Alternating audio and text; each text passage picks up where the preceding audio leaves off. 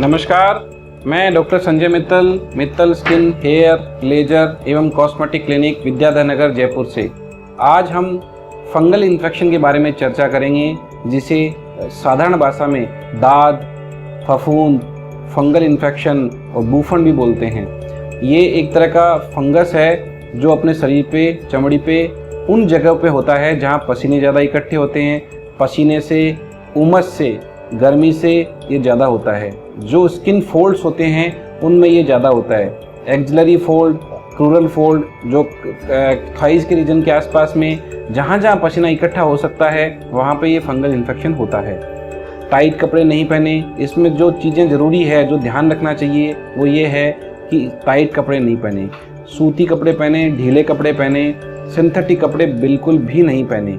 बरसात के मौसम में ये ज़्यादा होता है क्योंकि बरसात की नमी की वजह से ये ज़्यादा हो जाता है। गर्मी के मौसम में भी ये ज़्यादा होता है नमी और पसीने की वजह से।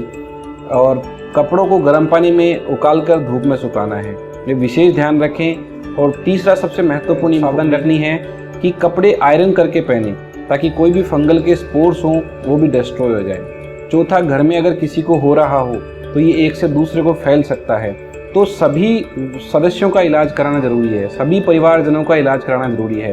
अक्सर ये देखा गया है कि मरीज अपना इलाज कराता है लेकिन परिवार में किसी दूसरे के हो रहा है उनका इलाज नहीं कराता है। पांचवी सबसे इम्पोर्टेंट चीज़ है, मरीज खुद ही मेडिकल स्टोर पर जाके दवाई लेता रहता है, लापरवाही करता है, वो डॉक्टर को दिखाने में हिचकिचाता है, अपने आप से कुछ दवाई लेता रहता है जो स्टेरॉइड बेस्ड होती है, जो एक बार तो तत्काल फ़ायदा देती है लेकिन लॉन्ग रन में वो चमड़ी के लिए नुकसानदायक होते हैं। तो ऐसी लापरवाही बिल्कुल नहीं करें, अपने आप से मेडिसिन ना लें, अपने स्किन स्पेशलिस्ट को दिखाइए। स्किन स्पेशलिस्ट आपको जैसे बताए उसी अनुसार ट्रीटमेंट करिए, क्योंकि फंगल इन्फेक्शन एक बार हो जाता है तो उसको ठीक होने में 3-4 महीने लगते हैं। तो मरीज़ 10 दिन दवाई लेता है, एक बार थोड़ा आराम आता है डॉक्टर को दिखाने से, फिर वो अपने आप से ही बंद कर देता है। ये लापरवाही इस बीमारी को फैला रही है, ये अपने आप से दवाई लेने की टेंडेंसी ही इस बीमारी को फैला रही है।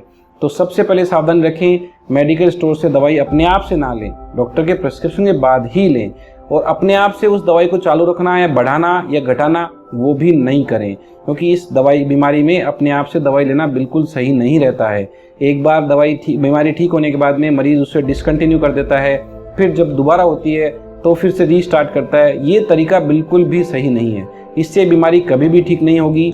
घर में जितने सदस्यों को ये बीमारी हो रही है, छुपाएं नहीं, संकोच नहीं करें, शर्म नहीं करें, उसको तत्काल अपने स्किन स्पेशलिस्ट को दिखाइए। जब तक घर के सभी सदस्यों को अगर हो रही है, उनका इलाज नहीं होगा, ये बीमारी पूर्ण रूप से ठीक हो ही नहीं सकती।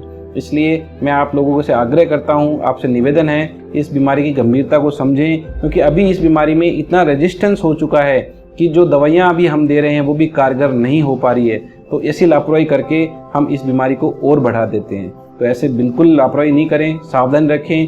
कभी भी कोई आवश्यकता हो अपने स्किन स्पेशलिस्ट को, डर्मेटोलॉजिस्ट को कंसल्ट करें। उनके कंसल्टेशन के बिना कुछ भी ट्रीटमेंट अपने आप से ना लें। बहुत बहुत धन्यवाद। कुछ भी क्वेरी रहे तो आप संपर्क कर सकते हैं क्लिनिक पर आकर। धन्यवाद।